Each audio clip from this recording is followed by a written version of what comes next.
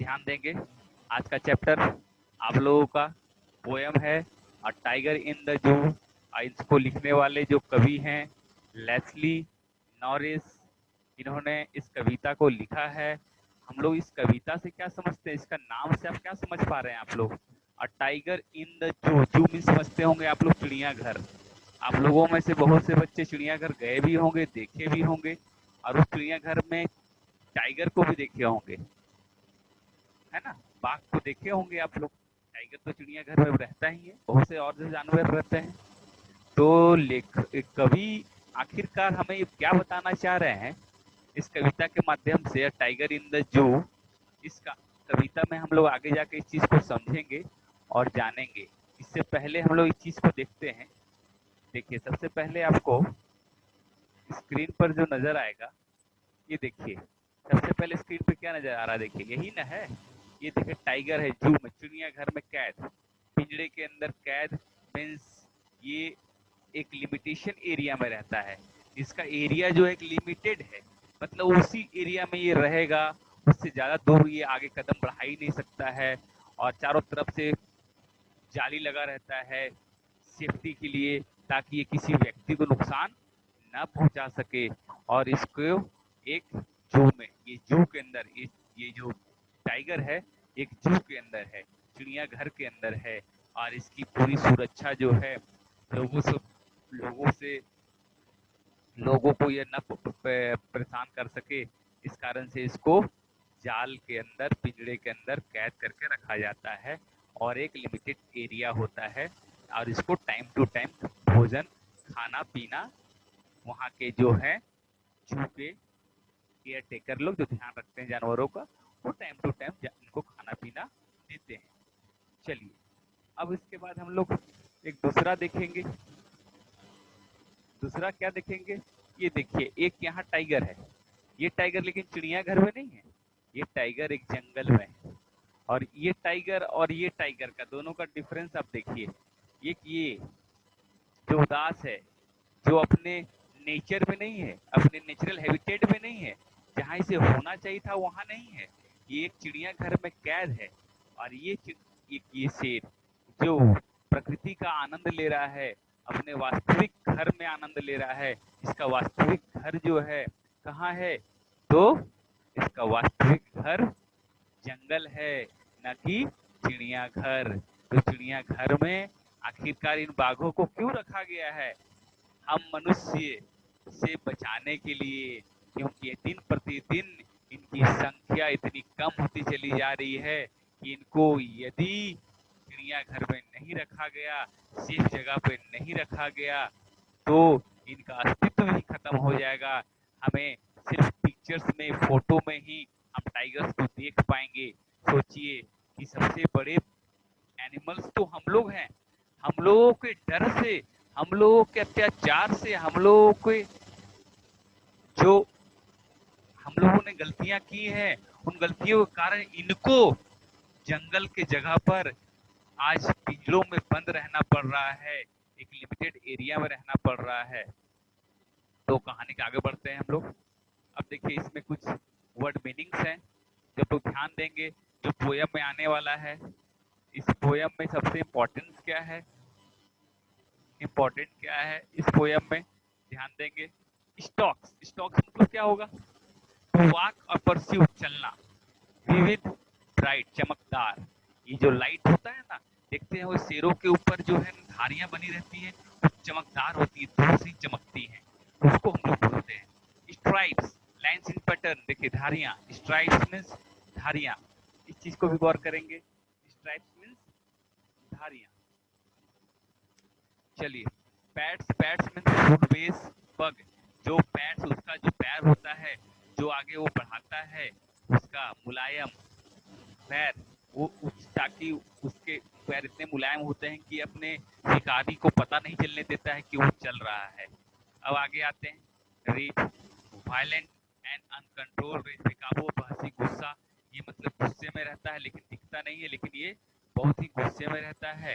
Lurking, to lie hidden इन, छुप इंतजार करना, मतलब कि लर्किंग मतलब कि अपने शिकारी का, मीन्स यदि शेर छिप कर जब इंतजार करता है, उस वर्ड को हम लोग लर्किंग कहते हैं। ठीक है, लर्किंग। चलिए, शैडो। शैडो का मतलब क्या होता है? परछाई। प्लम का मतलब क्या होता है? स्लाइटली फैट, मतलब गदराया हुआ। मतलब इसका जो शरीर होता है फैला हुआ होता है, गदराया, भरपूर मात्रा में इसके शरीर में मांस होता है।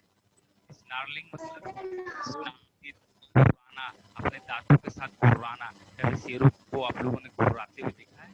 टाइगर को बिल्कुल देखा होगा टीवी में और चिड़ियाघरों में। एज, एज मीन्स का कटिंग साइड ऑफ द किनारा। एज मीन्स जानते होंगे किनारा होता है। बेरिंग, बेरिंग मतलब खुला हुआ। फैंग्स मतलब which animal size and holds, मतलब कि उसका फन, उस एनिमल्स का जो मतलब कि पूरा फैलता है, तो उसको हम लोग क्या कहते हैं? फैंग्स। टेरोराइजिंग, टेरोराइजिंग मीन्स डराना, मीन्स टेरो, हम लोग बोलते हैं टेररिज्म, आतंकवाद। मतलब आतंकवाद का काम क्या होता है? डराना। वही वर्ड यहाँ बना हुआ है, टेरोराइजिंग। मतलब कि ये शेर जो है अपने अस्तित्व से, अपने आप के खाली सिर्फ मौजूदा स्थिति से डराता है लोगों को। क्लाउस मीन्स उसके पंजे। कंक्रीट मतलब, कंक्रीट समझते हैं? कंक्रीट जैसे सीमेंट, हार्ड चीज जिससे बिल्डिंग वगैरह बनाने में काम आता है, उसको हम लोग कंक्रीट कहते हैं। चलिए, अब आगे हम लोग बढ़ते हैं। Stock. Stock means, stock means समझते होंगे, स्लोली विद प्राउड मैनर, चलना, धीरे धीरे चलना। इग्नोर मतलब रिफ्यूज। पेट्रोल, पेट्रोल मतलब जो पेट्रोलिंग होता है, जब जैसे कि बड़े बड़े चिड़ियाघरों में रात में साइरन वाली गाड़ियां घूमती हैं और ये निश्चित करती हैं कि कोई तरह की परेशानी जानवरों को नहीं है, जानवर कोई किसी पिंजरे से निकल तो नहीं गया, किसी को कोई परेशानी तो नहीं पहुंच रही है, इस चीज को देखना। ये सारे वर्ड मीनिंग्स थे जो इस पोयम में आने वाले हैं। मैंने सारा चीज क्लियर कर दिया आप लोगों को, इसका आप स्क्रीनशॉट भी ले सकते हैं और इस चीज को नोट डाउन भी कर सकते हैं, जान सकते हैं। चलिए हम लोग आगे बढ़ते हैं। अब आगे बढ़ते हैं, चलिए यहाँ पे पोयम स्टार्ट हो जाता है हम लोगों का। ध्यान देंगे, पहला लाइन जो है पोयम का, आप लोग बुक में जब देखेंगे, ही stocks in his vivid stripes the few steps of his age on pads of velvet quiet in his quiet reach।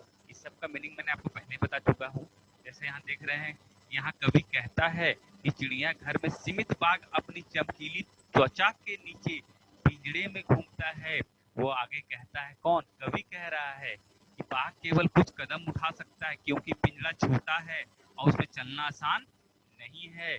कोई अपने पैरों को नहीं सुन सकता क्योंकि उसके पैर बहुत नरम हैं, जैसे मखमल, जिसके कारण बाघ के कदमों की आवाज नहीं होती है। बाघ अपने पिंजरे के सीमित क्षेत्र में चुपचाप चलते हुए अपने क्रोध को नियंत्रित करने की कोशिश करता है। वह स्वतंत्र नहीं होने के कारण नाराज है।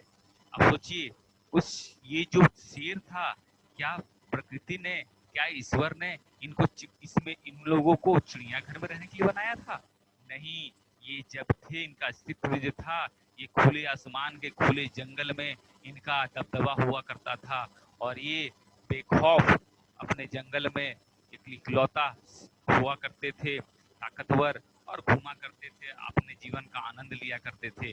लेकिन दिन प्रतिदिन हम मनुष्यों का लालच इतना बढ़ता चला गया कि हम लोगों ने अपने स्वार्थ के लिए दिन पर दिन जंगलों को काटते चले गए और इनको भी मारते चले गए, इनके खालों का सौदा करते चले गए, इनके हर बॉडी के पार्ट्स का सौदा करते चले गए। और स्थिति आज ऐसी आ गई है कि हमें, हम लोगों के डर से इनको चिड़ियाघरों में रहना पड़ रहा है। चलिए, तो आगे हम लोग बढ़ते हैं। तो ये फर्स्ट जो स्टैंजा था, पहला पैराग्राफ जो था पोयम का, वो आप लोगों को अच्छी तरह से स्टैंजा क्लियर हो गया होगा। अब नेक्स्ट हम लोग आगे बढ़ते हैं। He should be lurking in shadow। आप लोग देख रहे हैं, sliding through long grass. Lurking में क्या बोल रहे थे? छिप कर शिकार करना। पहले मैं बता चुका था आपको मीनिंग इसका। Sliding through long grass near the water hole where plum deer पास।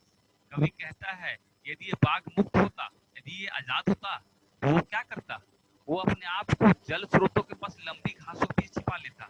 जहाँ पानी का जगह होता है ना, तो वो वहां पर लंबी लंबी घासों के पीछे अपने आप को छिपा लेता और इंतजार करता कि कोई ना कोई वो हिरन वहां पानी पीने के लिए आएगी और उस हिरन का शिकार करके जीवन उसका जंगल में ही है, जहाँ वो अपने शिकार को पकड़ सकता है, उसे खा सकता है, लेकिन पिंजरे में बाघ ऐसा नहीं कर सकता है। तो क्या कहना चाह रहा है कि उसे बंधा बंधाया खाना पसंद नहीं है, उसे वो चिड़ियाघर का खाना पसंद नहीं है, वो मांस पसंद नहीं है, ये खुद से शिकार करके अपना भोजन प्राप्त करना चाहता है। इसमें जो उसको आनंद प्राप्त होता है, वो आनंद इसको और कहीं प्राप्त नहीं होता है। चलिए अब थर्ड स्टैंजा देखते हैं हम लोग। थर्ड स्टैंजा थर्ड पंक्तियां में कवि ने क्या बताया है? He should be snarling around houses at the jungle's edge, baring his white fangs, his claws, terrorizing the village। तो कवि क्या कहते हैं? कवि कहते हैं कि अगर बाघ मुक्त हो जाता, यदि ये आजाद हो जाता, तो जंगल के बाहरी इलाकों में स्थित घरों के आसपास झपकी ले लेता। वो अपने तेज दांतों और पंजों से लोगों को आतंकित करता था।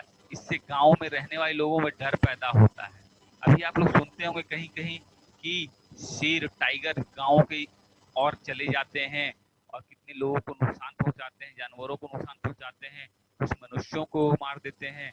इसके पीछे कारण क्या है? इसके पीछे कारण हम और आप जिम्मेवार हैं, क्योंकि उनको उस जंगल का किनारा, जंगल तो रहा ही नहीं, दिन प्रतिदिन सारे जंगल समाप्त हो गए। इनको मजबूरी है कि अब ये अपना शिकार जो है नजदीकी गांव में जाकर लोगों को अपना शिकार बनाए और वहां के पशुओं को अपना शिकार बनाए। चलिए नेक्स्ट लास्ट अब स्टेंजा की ओर बढ़ते हैं हम लोग। Fourth stanza.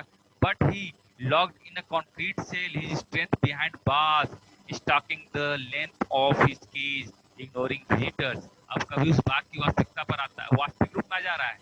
आखिरकार ये जंगल में तो सोच रहा है कि जंगल में ऐसा, यदि ये आजाद होता तो ऐसा करता, ये आजाद होता तो वैसा करता, लेकिन ये अभी ये जो टाइगर है ये वास्तविक में है कहाँ? पिंजरे के अंदर बंद है। और कहता है कि मजबूत सेल के अंदर है। मजबूत मतलब कि उसको कंक्रीट, मतलब कि एक जाली, एक पिंजरा इतना हार्ड बनाया गया है कंक्रीट दीवार से, सीमेंट से, कि उससे वो निकल ना पाए। उन सलाखों के पीछे वो है और वो सलाखें ऐसे क्रूर हैं कि उसे निकलने के लिए नहीं बनाई, वो नहीं निकल सकता है। वो कभी भी आगंतुकों को आगंतुक करने की कोशिश नहीं करता है। कभी भी आप चिड़ियाघर देखे गए होंगे, देखे होंगे कि ये बहुत ही रिलैक्स रहते हैं, बिल्कुल आपकी तरफ ध्यान भी नहीं देते, हम लोगों की तरफ नहीं घुराते हैं, नहीं हमें डराने की कोशिश करते हैं, चुपचाप ही चलते रहते हैं इधर से उधर, इधर से उधर। कभी भी आप लोगों ने गौर किया होगा पिंजरे के अंदर, क्योंकि ये सोचते हैं कि ये वास्तविक स्थिति इनकी यहाँ नहीं है, अब उन्हें मजबूरी में इस जगह पर रहना पड़ रहा है, क्योंकि यदि ये बाहर जाएंगे तो कुछ क्रूर इंसानों के द्वारा इनको मार दिया जाएगा। वो कभी भी आगंतुकों को आगंती करने की कोशिश नहीं करता है, क्योंकि वो उन पर हमला नहीं कर सकता है, क्योंकि इतनी दूरी होती है। उस शेर को हम लोग जब देखने जाते हैं, उस टाइगर को देखने जाते हैं, उस बाघ को जब देखने जाते हैं, तो इतनी दूरी रहती है कि हम दूर से ही देख पाते हैं और वो चाह कर भी किसी पर हमला नहीं कर सकता है। चलिए लास्ट स्टेंजा की ओर बढ़ते हैं। He hear the last voice at night, वो अपनी आवाज जो है, अंतिम आवाज वो रात में सुनता है। द पेट्रोलिंग कार, कौन सी कार? पेट्रोलिंग कार, जो कार गाड़ियां होती हैं जो पूरे चिड़ियाघर की निगरानी करती हैं और ध्यान रखती हैं कि कोई तरह का नुकसान इन जानवरों को ना हो और वो बाहर ना निकल सके। And stairs with is brilliant eyes at the brilliant stars. कभी कहता है कि रात में बाघ गश्त करने वाली कारों की आवाज सुनता है। पेट्रोलिंग कार पुलिस के वाहन हैं, इनका उपयोग रात में पहरा देने के लिए किया जाता है। तो रात में बाघ इन कारों की आवाज सुनता है, वह फिर चमकती हुई आंखों से चमकते सितारों को देखता है। कभी कहना चाहता है कि बाघ उदास है और जैसा वह पिंजरे में कैद है इसलिए कुछ नहीं कर सकता, इसलिए वह रात में सितारों को घूरता है और उनके प्रति अपने विचारों को मोड़ने की कोशिश करता है। ये स्टोरी यहाँ पर ही खत्म हो जाती है। अब आप लोग सोच रहे होंगे कि आखिरकार हमें कवि बताना क्या चाहते हैं? तो कवि ये बताना चाहते हैं कि ये वास्तविक उसका जो स्थान है, इस शेर का, इस टाइगर का, इस बाघ का, आखिरकार इसका स्थान कहाँ पर है? इसका स्थान, वास्तविक स्थान इसका फॉरेस्ट है, जंगल है, जिसे हम लोगों ने समाप्त कर दिया है। और ये चिड़िया घर में रहने के लिए नहीं बना है। ये हमारी और हम लोगों की ये देन है कि इसे मजबूरन इस जगह पर रहना पड़ रहा है, जो कि इसके लिए बहुत ही कठोर अन्याय है, क्योंकि इसके घरों को हम लोगों ने छीना है और इन लोगों को एक ऐसी एरिया में रख दिया, छोटी सी जगह में रख दिया है जहाँ पर ये रहने के लिए नहीं बने थे। इनका वास्तविक घर हम लोगों ने छीन लिया है। तो इस चीज को हम लोग देखें, ये बहुत ही अच्छी पोयम थी और आप लोगों को मुझे पूरा भरोसा है ये पोयम अच्छी तरह से आप लोगों को समझ में भी आ गई होगी और अच्छी तरह से समझ भी गए होंगे। तो आप लोगों को इसमें कुछ तरह का प्रॉब्लम यदि होता है तब आप लोग पूछ सकते हैं, जान सकते हैं और समझ सकते हैं।